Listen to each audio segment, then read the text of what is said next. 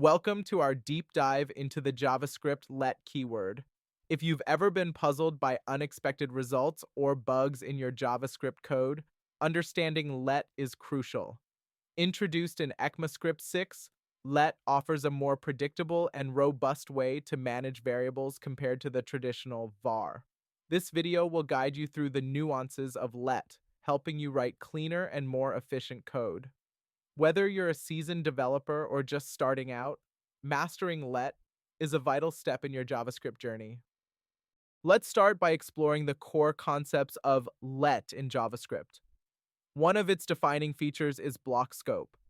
Unlike var, which is either globally or function scoped, let confines variables to the block, defined by curly braces, where they are declared.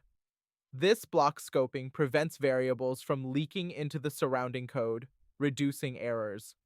Imagine a variable as a balloon. With var, the balloon can float around, but with let, it's tethered securely within its block. Another critical aspect of let is the temporal dead zone, or TDZ. This is a period from the start of the block until the variable's declaration where accessing the variable will throw a reference error. It's like a no-go zone for your variable until it's officially declared and initialized.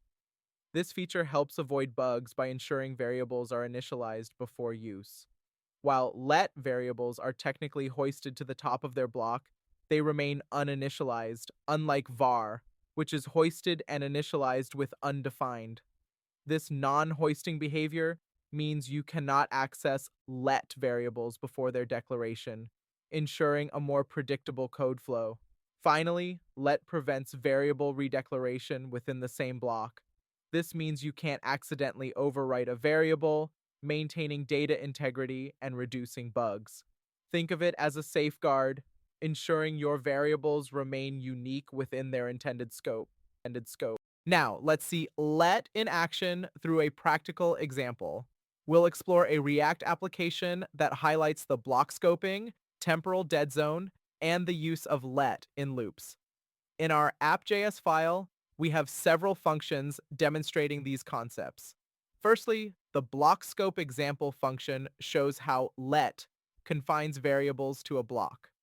Inside an if statement, a variable declared with let remains inaccessible outside its block, preventing errors. Next, the temporal dead zone example function illustrates the temporal dead zone. Trying to access a let variable before its declaration throws a reference error, showcasing the TDZ in action. Finally, the loop example demonstrates how let ensures variables in loops have their own scope in each iteration, preventing common closure-related bugs. Let's take a closer look at the code.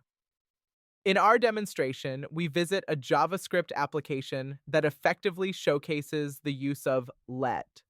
Upon loading the application, the header displays "Understanding let" in JavaScript, confirming that our React app is functioning correctly. As we navigate through the app, the result of our loop example is prominently displayed as loop example result 0, 1, 2 row.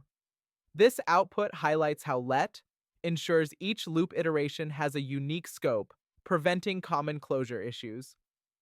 Throughout the demonstration, we ensure that no errors are logged in the console, further validating the robustness of let in managing variable scope.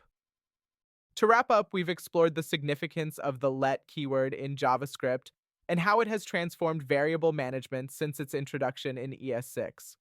By adhering to block scope, introducing the temporal dead zone, preventing hoisting errors, and avoiding variable redeclaration, let empowers developers to write cleaner and more reliable code. As you continue your journey in JavaScript, embrace let to enhance the maintainability and performance of your applications. Thank you for watching, and don't forget to subscribe for more insightful tutorials. Happy coding!